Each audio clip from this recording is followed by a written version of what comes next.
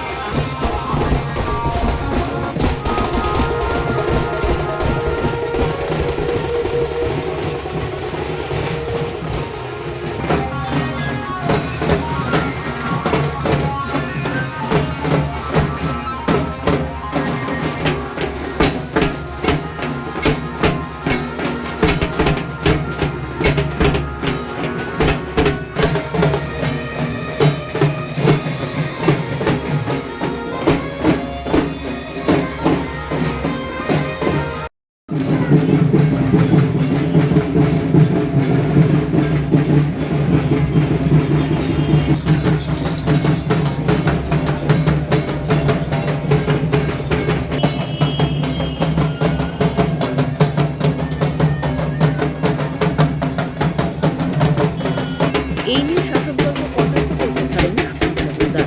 শুনে নিন কি বললেন তিনি।